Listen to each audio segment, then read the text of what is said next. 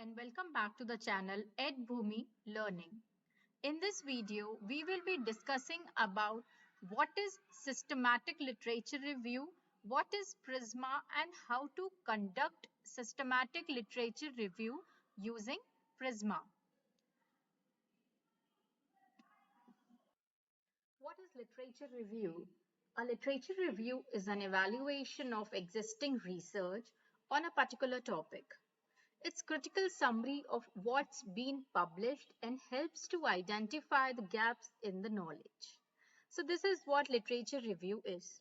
So we have various type of literature reviews, like we have narrative review, systematic review, scoping review and meta-analysis. I hope you have heard all these names which are very popular and in trend in terms of literature review article. Okay, so what is the purpose of doing this literature review?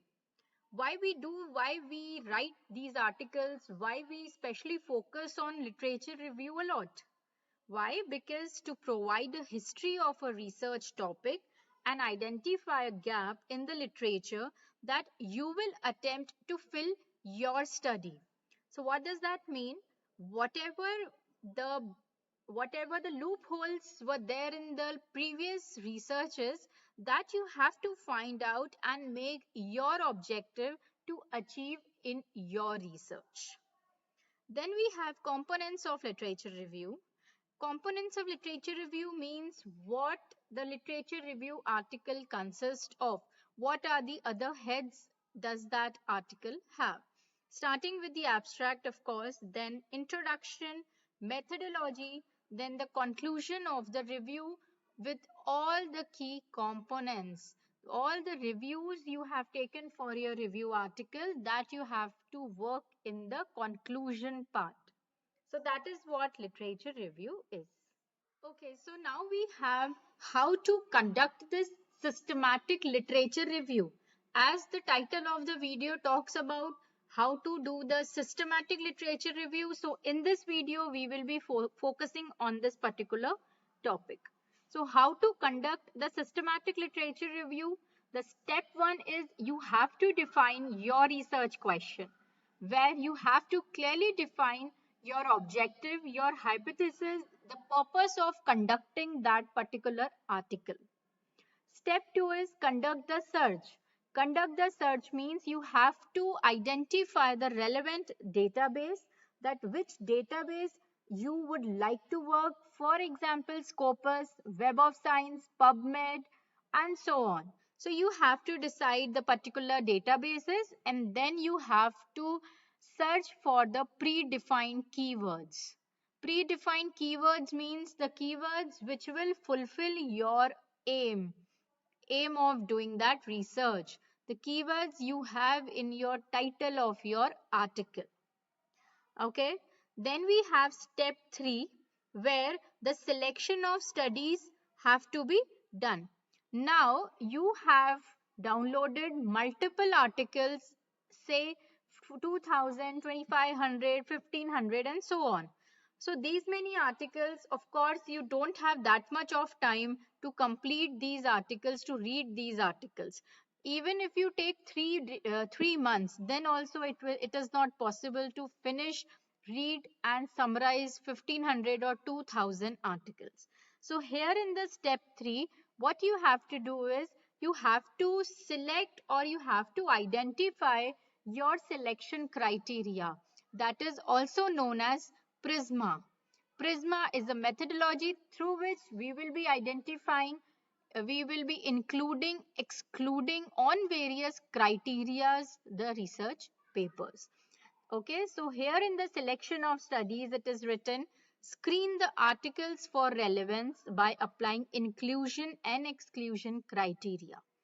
What is inclusion and exclusion criteria? Inclusion criteria means what you want to include in your study. What all keywords are there? Is this the title appropriate or not? Whether all the research paper downloaded are in English language or not?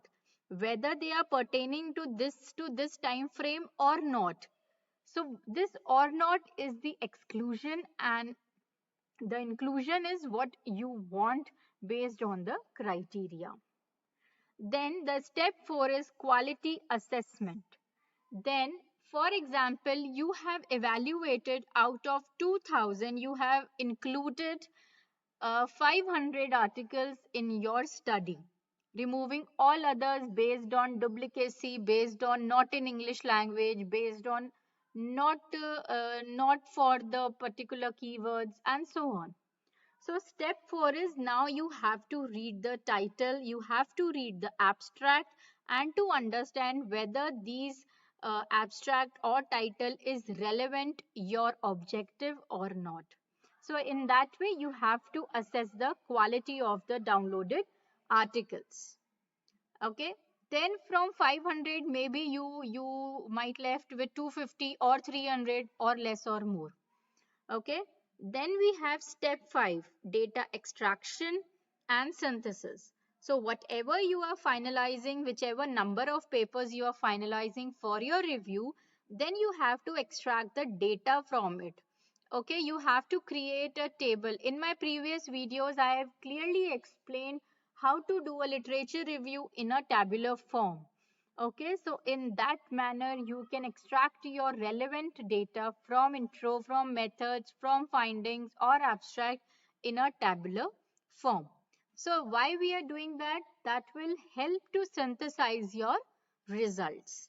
And in the last, the step 6 is the reporting, where you have to interpret that table, you have to precise your findings, you have to report the results in a clear, concise, and a transparent manner. So I have just mentioned about this Prisma. So what we include, these are few examples in an image pasted over the screen. So Prisma checklist, what we include in this? First of all, what is Prisma? What is the full form of Prisma? It is the preferred reporting items for systematic reviews and meta-analysis. Right, so this Prisma is used for this systematic review article as well as for the meta-analysis article. So what is this Prisma? These Prisma provides the guidelines or a checklist to be transparent, concise, what to include, what not to include in your study. This Prisma statement was developed in 2009 and updated in 2016. Okay, then we have the checklist items and the flowchart design. This Prisma is always visualized in a form of graphical manner. You see this flowchart design, the image above this flowchart design. This is how we put the Prisma. This is what we include on the basis of this. This is what we exclude on the basis of this and this criteria. Why we are choosing Prisma? Why not any other guidelines? Because Prisma ensures the objectivity, it optimizes the validity, and it facilitates the replication. So what does this mean? That the guidelines help to make your selection process more objective, more transparent, that also ensures that they are potentially biased articles which are excluded, and that increases ultimately the validity of the review. Now we have certain pitfalls to avoid. What does this mean? Pitfalls to avoid.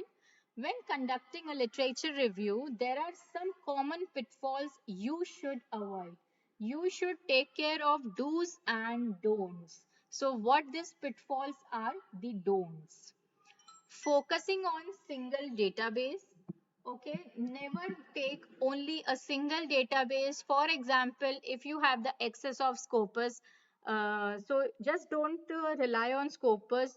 Go on Google Scholar, go on other websites, take multiple articles, published, non-published, conference, and so on, but the quality articles.